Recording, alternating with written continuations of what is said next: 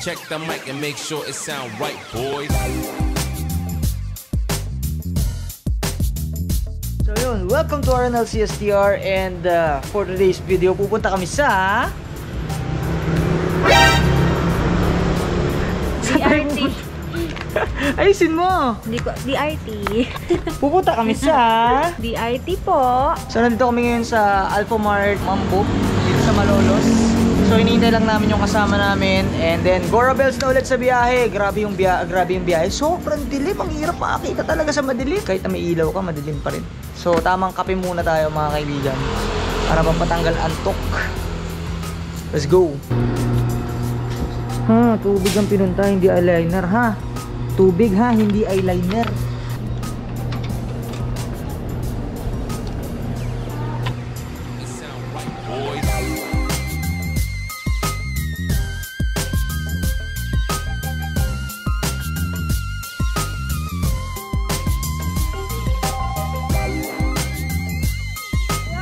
Dito na kami ngayon sa DRT mga kaibigan. So nakikita nyo maraming tao. Kakatapos na tayo mag-picture.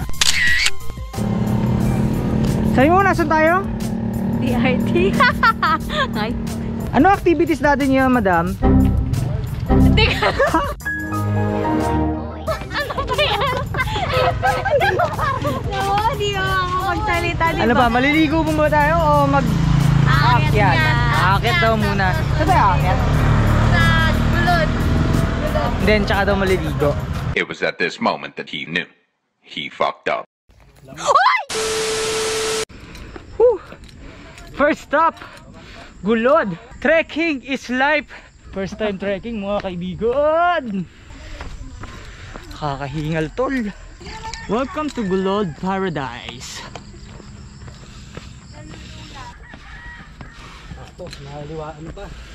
Tagtag to, mamaya gutom. Kailangan mo humawak. Mamaya ikaw ay madulas. Dire-diretso ka talaga sa baba niyan. Yeah! Kumusta? Kumusta? Okay na. Baba na tayo. Wow! Diyan o, kuya, di ba dito kukuhaan? Breathtaking view mga kaibigan. Buwis buhay! Buwis buhay! Layo pa lang pinanggalingan natin. Putik na yan. Kahit sabi mong parang halos 10-minute walk lang to eh. Kakahingal pa din eh. Ayun, oo nga yun.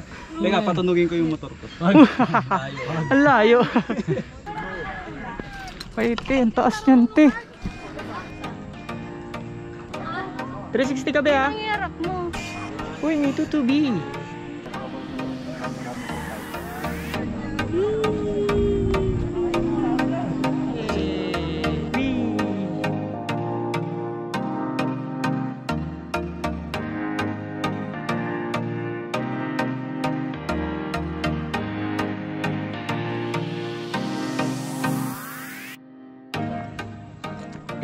Kaya siguro may duya dito. Ay, makapagpahinga ka after ng mataas at matarik na trekking. Sulit para sa 20 pesos at 200 para sa tour guide. Hindi na masama. Nakapagod te. After namin sa Gulod, nagpunta naman kami sa 13th Falls. So mula Gulod siguro kami ay bumiyahe pa ng 15 to 20 minutes bago kami makarating ng kanto ng 13th Falls.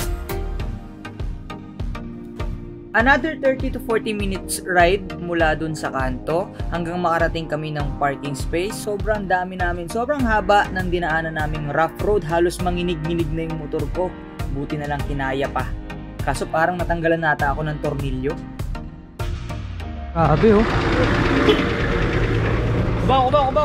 Mabuti yung panahon ngayon, hindi kagaya kahapon. Bago kami makarating ng falls, naglakad muna kami ng sobrang haba, halos inabot yata kami ng 50 minutes bago kami makarating doon, at sobrang putik at tarik ng mga dinaanan namin. Ang tarik ng mga dinadaanan namin. O kaya gano'n ako kay Islander. Siyempre puno yan.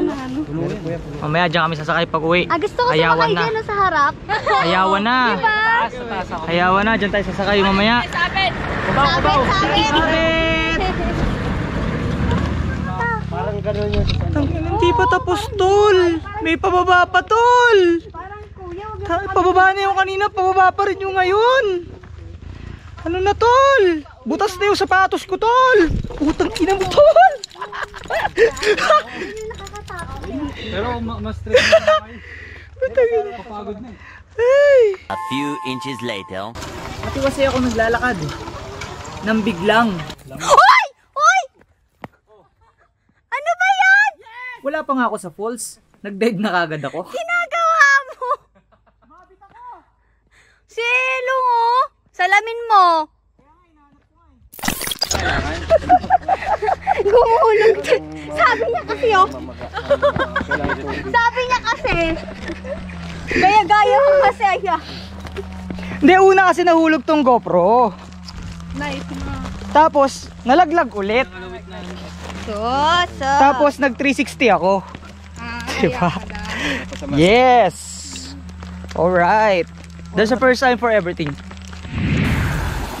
Sa point na to, nasa baba na kami ng falls. So, dito na magsisimula yung pinakamahirap sa lahat. Dandan! Yung hiking.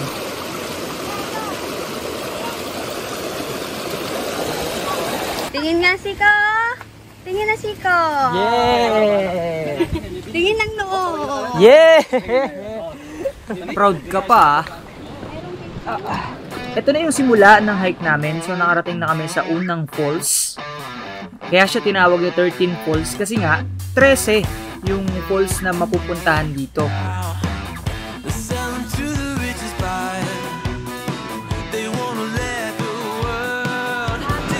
Alam mo, salat nila oh. Grabe naman yun. Grabe naman. Ganda-ganda ng tanawin, tapos nakakalatan mo lang. Ito yung sinasabi natin. Oo nga. Kaya nilalagyan ito ng araw na sarado. Nagigilip kami. Kulit-kulit kasi kanina eh, hawak-hawak pa yung monopod eh, yan tuloy, nalaglag pa ulit. So, here we are at falls. Hindi ko alam kung pang ilan na to. Lahat plastic. Makapat. Ayan, namumblema sila kuya kasi may mga siraulong nagtapon na naman ng basura dito. Yun yung ganda-ganda, tapos tatapunan mo ng tissue, ng bote. Tanga ba kayo? Kita nyo to? O yan, sign of katangahan. Pero ito, kababuhan to eh. Ano? Haha. Oh, di ba? Yan, dapat kasi kanina ko ba ginawa to? Puro ako hawak sa monopod eh. Hindi ko pa nilagay sa... Siko. Hindi ko pa nilagay sa chest mount ko yung GoPro. Tanga-tanga ko talaga. Pagpasensyahan nyo na ako pero yung iba kasing falls ay hindi na natin nakunan dahil nga nalobat yung ating GoPro. Pero ito yung the rest ng clip ng pag-akyat namin hanggang sa 7 falls. Because we're never dropping out. Beat the odds, beat the big house. The brains are bigger than the doubt. We've been thinking for ourselves, never let the truth fade away. This is bigger than ourselves, we won't let the world burn away. Burn away, we feel betrayed. Ayun, so nakarating na kami sa 7 falls. Ayan, so kung napapansin nyo, mas pahirap ng pahirap yung inaakyat namin. Habang tumataas, habang pupunta kami palayo, pataas ng falls, eh mas mahirap yung akyatin. Ayos na ayos, sir. Sulit na sulit ang trip ko. Oo nga eh. Sugat kayo sir eh. Ibig sabihin, kailangan ko pa daw bumalik dito. Ayaw. Since na maraming tao sa 7, umakyat ulit kami. At doon kami magstay sa 8 falls. Doon kami magsiswimming.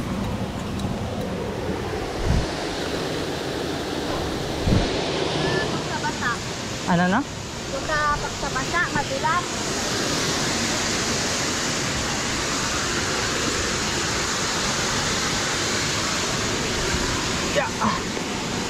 Hila! Tangina. Hindi nyo lang natatanong. Ako ay takot sa heights. So, hirap na hirap talaga akong umakyat. Kasi minsan, nagkakaroon ako ng doubts. Baka mamaya kasi madulas ako eh. Pag nadulas ka kasi, diretso ka na eh. Kaya. Kakayanin. Helicopter ba?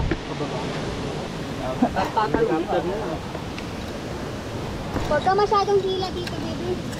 Pag-aaray.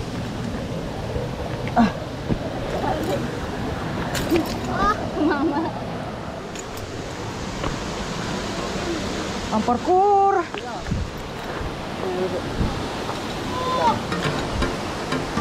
Enjoy the rest of the clip.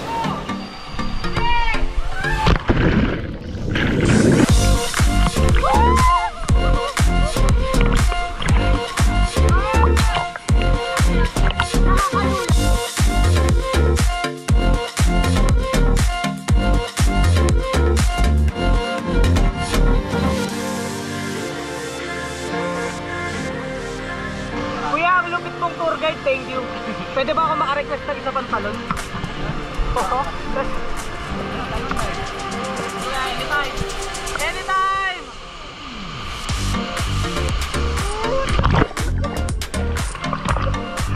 Grabe! Ang lupit mo talaga, kuya! Ibang klase ka!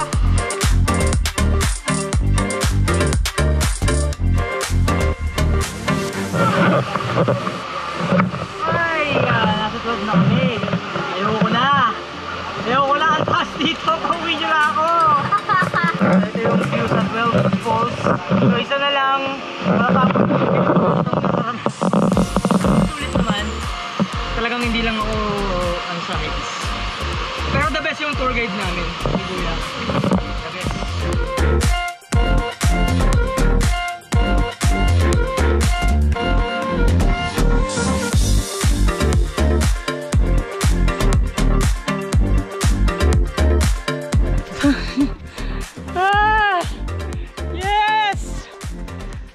Nagkasugat-sugat na ako't lahat. Sa taas na kami.